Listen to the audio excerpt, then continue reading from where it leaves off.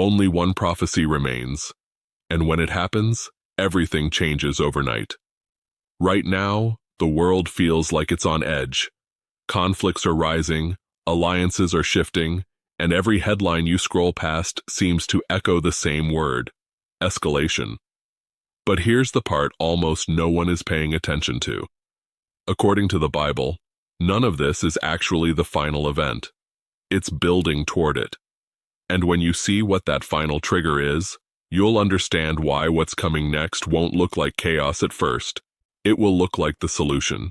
You will be shocked by 5 things about this. Number 1, the one prophecy that remains. Because every other end times event flows from this single moment. The tribulation doesn't begin without it. The Antichrist's timeline doesn't begin without it. The most devastating events described in Revelation are all locked behind this one trigger. This is the domino that sets everything else in motion. And when it finally happens, it won't feel like the world is ending. It will feel like the world has finally found peace. Now here's where it gets serious. Daniel 9:27 says, "And he shall confirm the covenant with many for 1 week." That one verse contains an entire timeline compressed into a single sentence. A covenant, a 7-year period, a midpoint betrayal, and a final collapse into something the world has never seen before. But here's what most people miss, and this changes everything about what you should be watching for right now. The verse doesn't say he will create a covenant. It says he will confirm one. That means the agreement already exists in some form. It's already being discussed, already negotiated, already quietly taking shape behind the scenes. And this is why the current global environment matters more than ever. Because the world is not just moving toward conflict, it's moving toward a breaking point.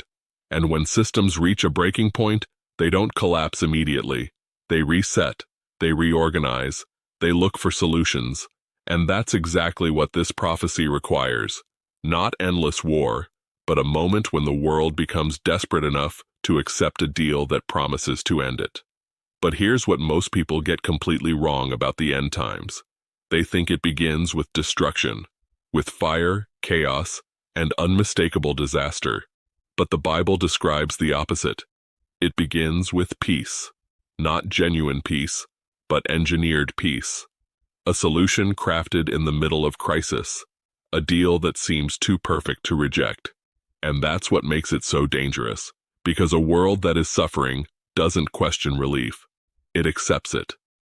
Now think about the direction everything is heading.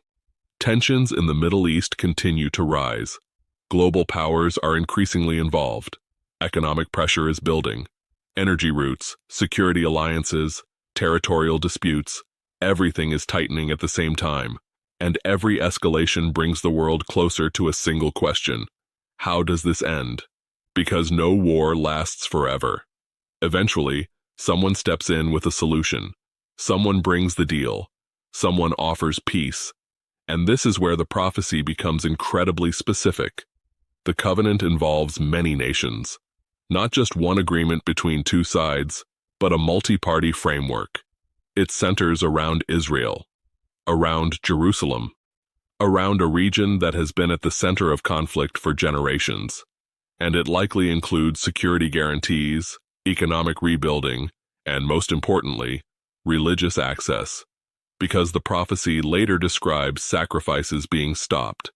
And sacrifices require a place, a system, a structure that allows them to happen in the first place. But here's what most people don't realize. For something like that to exist, the agreement must go far beyond politics. It must touch something deeper, something sensitive, something that has historically been impossible to resolve. And yet, in the right conditions, under enough pressure, even the impossible becomes negotiable. Now here's where it gets even more intense. Because war doesn't just destroy infrastructure, it changes people. It creates exhaustion. Not just physical exhaustion, but psychological exhaustion. The kind that spreads across entire populations. When fear becomes constant, when uncertainty becomes normal, when the future feels unstable, people stop resisting solutions. They start accepting them. even if those solutions come with risks they would normally question. And this is the moment the prophecy depends on. A world that is tired, a world that is desperate, a world that is ready for someone, anyone, who can make the instability stop. Because desperation lowers defenses, it silences skepticism, it creates urgency, and urgency leads to decisions that would never be made under normal circumstances. So when that agreement is finally confirmed, it won't look suspicious. It will look historic. It will be celebrated. Markets will respond. Leaders will praise it. Media will frame it as a breakthrough. And the world will feel something it hasn't felt in a long time: relief. But here's the part that changes everything. That relief is the starting point, not the end. Because the same prophecy that describes the beginning also describes what happens next. In the middle of that 7-year period, something shifts. The agreement doesn't just weaken, it breaks. The system that created peace becomes the system that removes it. And the figure who made it possible reveals a completely different side. This is the midpoint, the moment where everything turns. And the transition is not gradual, it's immediate. What looked stable becomes unstable. What looked secure becomes dangerous. And what looked like peace is exposed for what it really was: temporary. Now here's why this matters more than anything else. Because once that shift happens, the events that follow are unlike anything the world has experienced before. This is where revelation comes in. This is where the scale changes. Global systems begin to collapse. Natural order is disrupted. Conflict expands beyond regions into something far more widespread.